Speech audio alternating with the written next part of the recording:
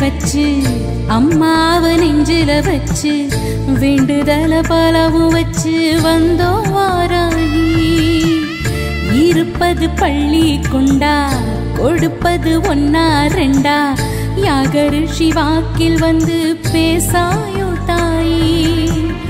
ஆழி வளர் சங்கெடுத்து மறைநாளும் பாடாயோ சக்கரத்தை சுழல விட்டு தீமை வென்று ஆடாயோ அருள்மிக்க வாராகியே. அம்மியில மஞ்சள வச்சு அம்மாவை நெஞ்சில வச்சு வேண்டுதல பலவும் வச்சு வந்தோம் வாராகி.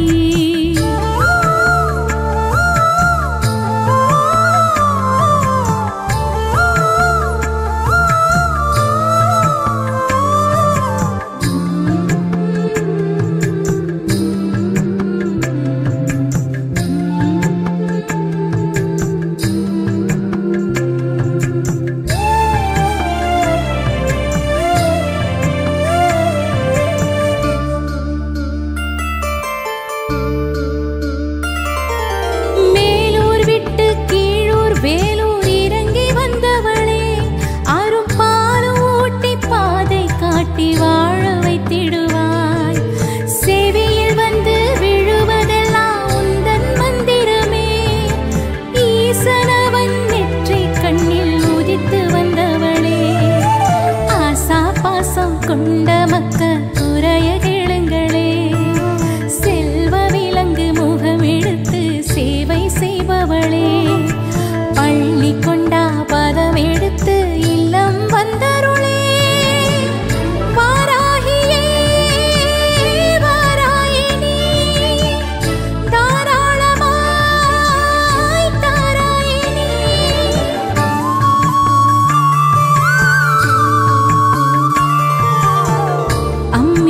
மஞ்சள வச்சு அம்மாவை நெஞ்சில வச்சு வேண்டுதல பலம் வச்சு வந்தோம் வாராகி.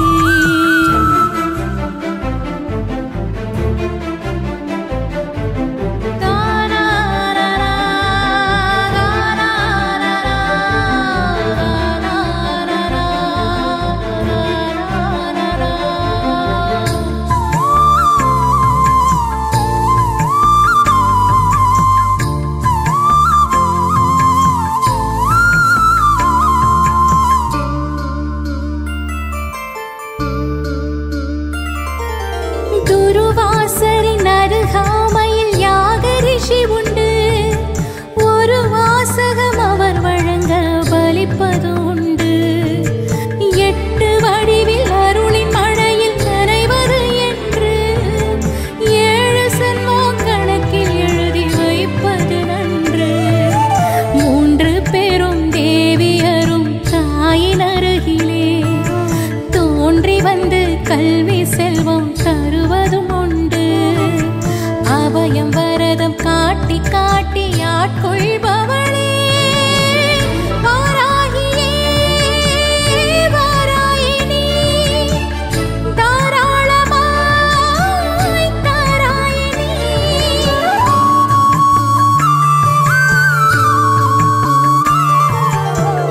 அம்மியில மஞ்சள வச்சு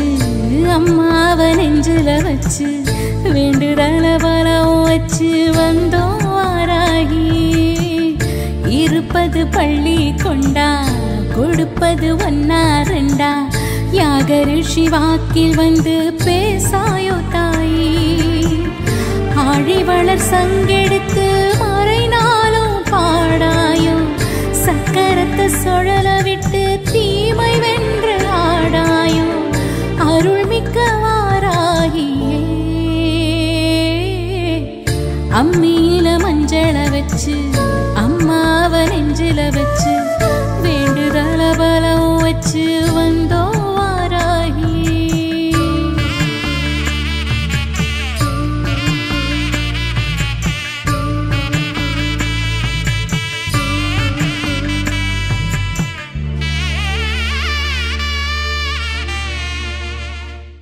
प्रजापते मृत्योर्दान नक्रे सुदासदावाद शलिराज्यस्तरादुस्तवरिग्रहे विश्वम्भस्यावदाता समस्ता तदारजहामन्हिरमितमौदुक्यमखिलौरेरवादते एवं दैत्येन रत्नानि समस्तान्यासदाने तीर्थमेधा ज्ञानप्रयागस्थानगृत्करे विपुलोदिनापुरादत्तं गच्छमयमुखन्ते समानतहारदादिष्ठाप्रोन्द्रेन्द्राय परयुक्तं करोदुरेकरम्बात्मनमस्तु नमस्यासवाहनः गान्धिस्तरप्रहारेण मुख्येवेदापराणे आत्मं यदा प्रदानि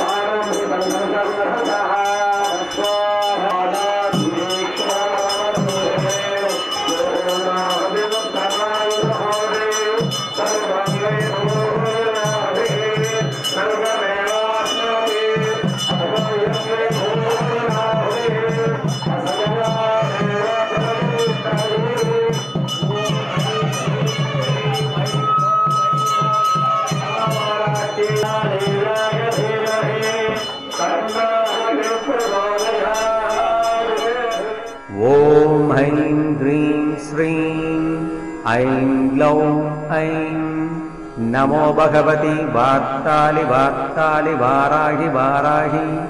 वराहमुखि वराहमुखि अन्ते अन्तिनि नमः रुन्धे रुन्तिनि नमः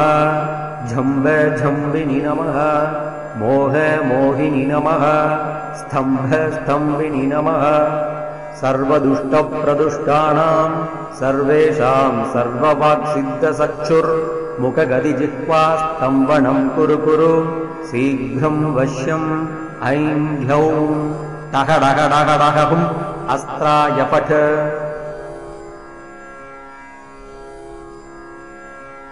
ॐ ऐं ह्रीं श्रीं ऐं ग्लौं ऐं नमो भगवति वार्तालि वार्तालि वाराहि वाराहि वराहमुखि वराहमुखि अन्ते अन्धिनि नमः रुन्थे रुन्थिनि नमः झम्बे झम्बिनि नमः मोहे मोहिनि नमः स्तम्भे स्तम्भिनि नमः सर्वदुष्टप्रदुष्टानां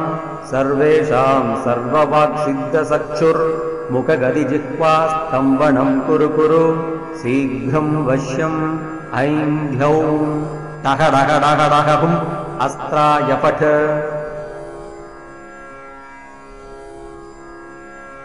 ॐ ऐं ह्रीं श्रीं ऐं ग्लौं ऐं नमो भगवति वार्तालि वार्तालि वाराहि वाराहि वराहमुखि वराहमुखि अन्ते अन्धिनि नमः रुन्थे रुन्थिनि नमः झम्बे झम्बिनि नमः मोहे मोहिनि नमः स्तम्भे स्तम्भिनि नमः सर्वदुष्टप्रदुष्टानां सर्वेषां सर्ववाक्सिद्धचक्षुर्मुखगदिजिह्वा स्तम्भनं कुरु कुरु शीघ्रं वश्यम् ऐं ह्यौं टहडहडहडहुम् अस्त्राय पठ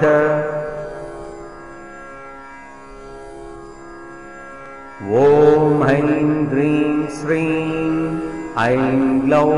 ऐं नमो भगवति वार्तालि वार्तालि वाराहि वाराहि वराहमुखि वराहमुखि अन्ते अन्धिनि नमः रुन्थे रुन्थिनि नमः झम्बे झम्बिनि नमः मोहे मोहिनि नमः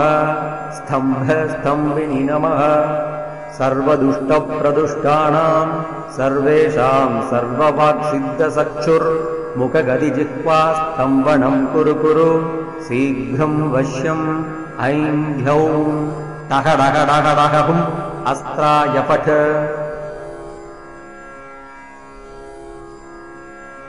ॐ ऐं ह्रीं श्रीं ऐं ग्लौं ऐं नमो भगवति वार्तालि वार्तालि वाराहि वाराहि वराहमुखि वराहमुखि अन्ते अन्धिनि नमः रुन्थे रुन्थिनि नमः झम्बे झम्बिनि नमः मोहे मोहिनि नमः स्तम्भे स्तम्भिनि नमः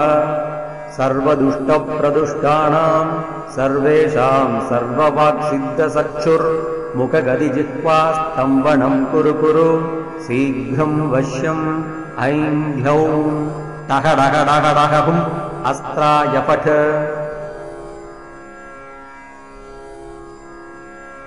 ॐ ऐं ह्रीं श्रीं ऐं ग्लौं ऐं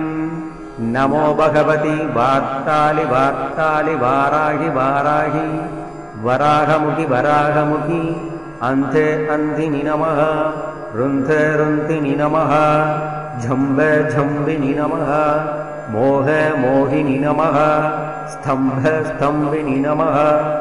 सर्वदुष्टप्रदुष्टानां सर्वेषां सर्ववाक्सिद्धचक्षुर्मुखगदिजिह्वा स्तम्भनं कुरु कुरु शीघ्रं वश्यम् ऐं ह्यौं टहडहडहडहुम् अस्त्राय पठ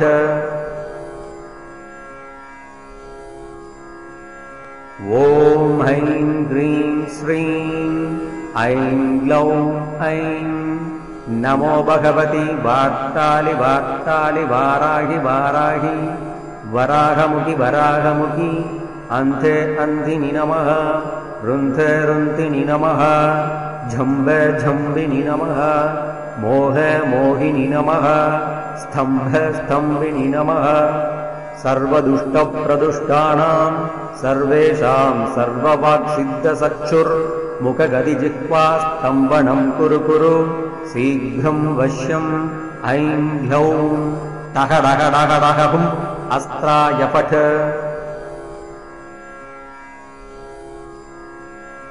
ॐ ऐं ह्रीं श्रीं ऐं ग्लौं ऐं नमो भगवति वार्तालि वार्तालि वाराहि वाराहि वराहमुखि वराहमुखि अन्धे अन्धिनि नमः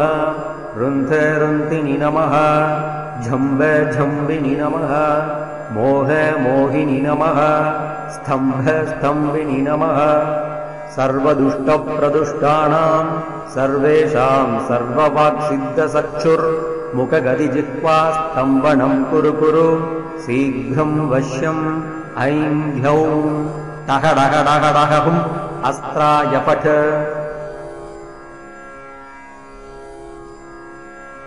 ॐ ऐं ह्रीं श्रीं ऐं ग्लौं ऐं नमो भगवति वार्तालि वार्तालि वाराहि वाराहि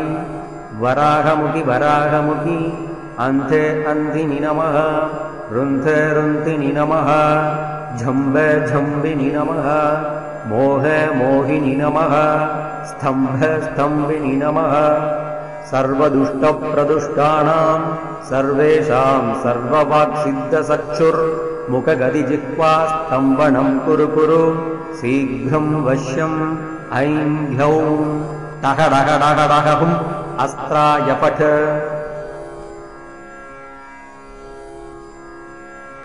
ॐ ऐं ह्रीं श्रीं ऐं ग्लौं ऐं नमो भगवति वार्तालि वार्तालि वाराहि वाराहि वराहमुखि वराहमुखि अन्धे अन्धिनि नमः रुन्धे रुन्धिनि नमः झम्बे झम्बिनि नमः मोहे मोहिनि नमः स्तम्भे स्तम्भिनि नमः सर्वदुष्टप्रदुष्टानां सर्वेषां सर्ववाक्सिद्धचक्षुर्मुखगतिजिह्वा स्तम्भनं कुरु कुरु शीघ्रं वश्यम् ऐं ह्यौं तहडहडहडहुम् अस्त्राय पठ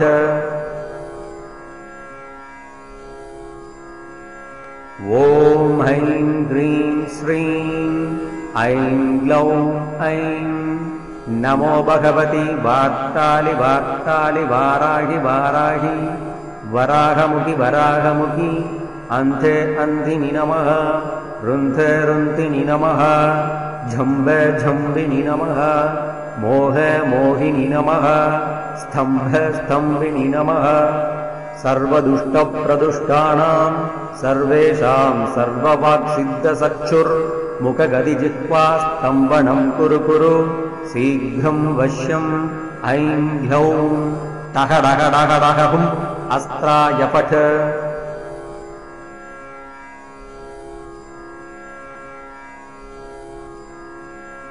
ॐ ऐं ह्रीं श्रीं ऐं ग्लौं ऐं नमो भगवति वार्तालि वार्तालि वाराहि वाराहि वराहमुखि वराहमुखि अन्धे अन्धिनि नमः रुन्धे रुन्धिनि नमः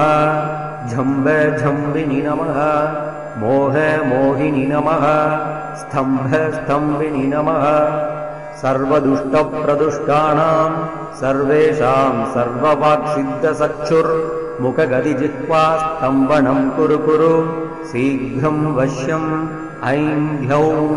तहडहडहडहुम् अस्त्राय पठ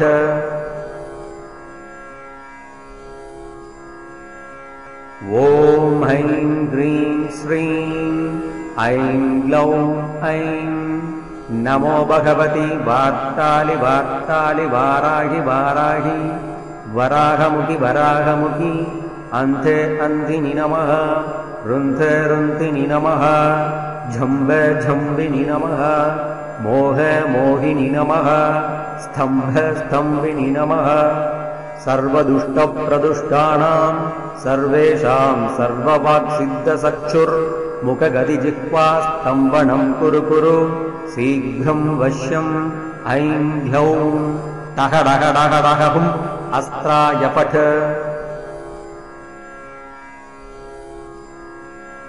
ॐ ऐं ह्रीं श्रीं ऐं ग्लौं ऐं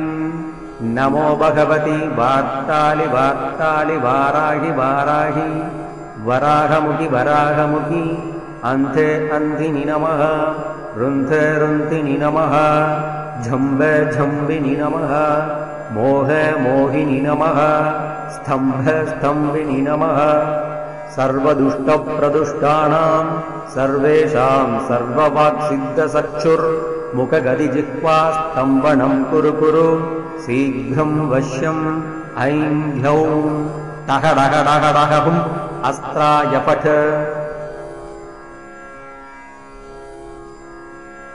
ॐ ऐं ह्रीं श्रीं ऐं ग्लौं ऐं नमो भगवति वार्तालि वार्तालि वाराहि वाराहि वराहमुखि वराहमुखि अन्धे अन्धिनि नमः रुन्धे रुन्धिनि नमः झम्बे झम्बिनि नमः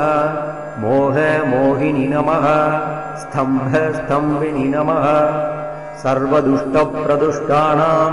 सर्वेषां सर्ववाक्सिद्धचक्षुर्मुखगदिजिह्वास्तम्भनं कुरु कुरु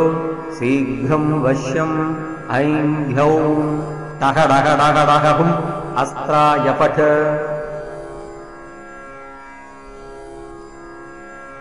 ॐ ऐं ह्रीं श्रीं ऐं ग्लौं ऐं नमो भगवति वार्तालि वार्तालि वाराहि वाराहि वराहमुखि वराहमुखि अन्धे अन्धिनि नमः रुन्धे रुन्धिनि नमः झम्बे झम्बिनि नमः मोहे मोहिनि नमः स्तम्भे स्तम्भिनि नमः सर्वदुष्टप्रदुष्टानां सर्वेषां सर्ववाक्सिद्धचक्षुर्मुखगदिजिह्वास्तम्भनं कुरु कुरु शीघ्रं वश्यम् ऐं ह्यौं टहडहडहडहुम् अस्त्राय पठ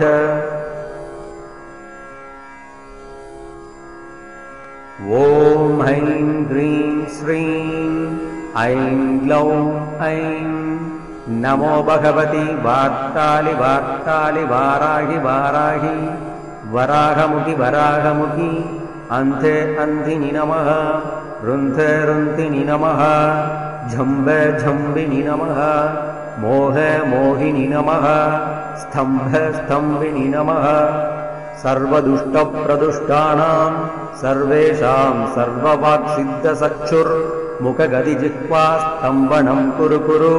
शीघ्रं वश्यम् ऐं ह्यौं टहडहडहडहुम् अस्त्राय पठ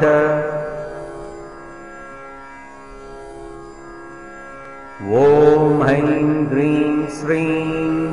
ऐं ग्लौं ऐं नमो भगवति वार्तालि वार्तालि वाराहि वाराहि वराहमुखि वराहमुखि अन्धे अन्धिनि नमः रुन्धे रुन्धिनि नमः झम्बे झम्बिनि नमः मोहे मोहिनि नमः स्तम्भे स्तम्भिनि नमः सर्वदुष्टप्रदुष्टानां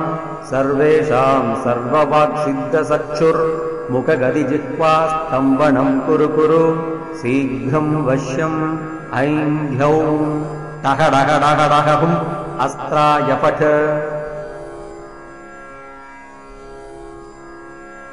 ॐ ऐं ह्रीं श्रीं ऐं ग्लौं ऐं नमो भगवति वार्तालि वार्तालि वाराहि वाराहि वराहमुखि वराहमुखि अन्धे अन्धिनि नमः रुन्धे रुन्धिनि नमः झम्बे झम्बिनि नमः मोहे मोहिनि नमः स्तम्भे स्तम्भिनि नमः सर्वदुष्टप्रदुष्टानां सर्वेषां सर्ववाक्सिद्धचक्षुर्मुखगदिजिह्वास्तम्भनं कुरु कुरु शीघ्रं वश्यम् ऐं ह्यौं टहडहडहडहुम् अस्त्राय पठ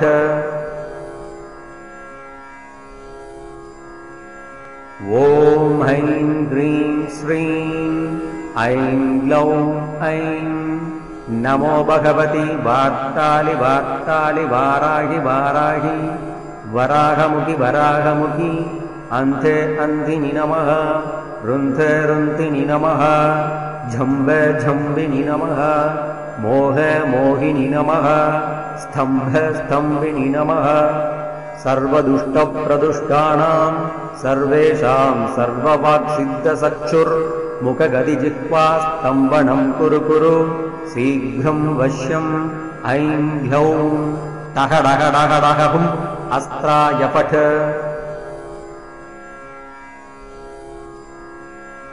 ॐ ऐं ह्रीं श्रीं ऐं ग्लौं ऐं नमो भगवति वार्तालि वार्तालि वाराहि वाराहि वराहमुखि वराहमुखि अन्ते अन्तिनि नमः रुन्ध रुन्तिनि नमः झम्ब झम्बिनि नमः मोह मोहिनि नमः स्तम्भ स्तम्भिनि नमः सर्वदुष्टप्रदुष्टानां सर्वेषां सर्ववाक्सिद्धसक्षुर्मुखगतिजिह्वा स्तम्भनं कुरु कुरु शीघ्रं वश्यम् ऐं ह्लौं टह डह डह डह हुं अस्त्राय पठ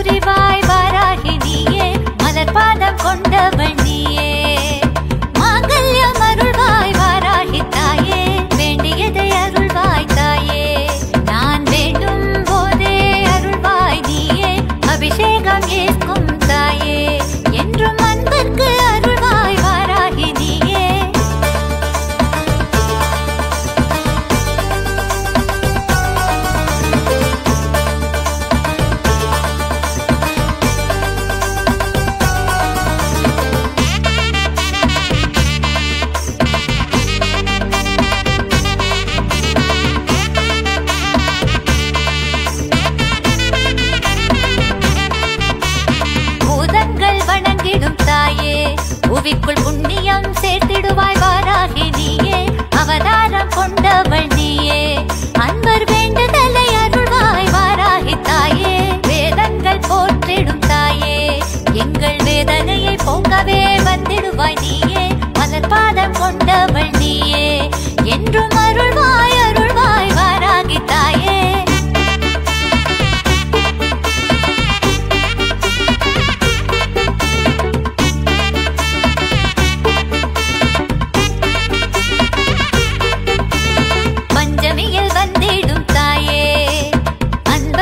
அருள்வாய் வாராகி நீயே ஆலயத்தின் தலைமகள் நீயே அன்பரை காத்து அருள்வாய் வாராகி தாயே கவலையை போக்கிடும் தாயே வழக்கில் வெற்றி பல தந்திடுவாய் வாராகி நீ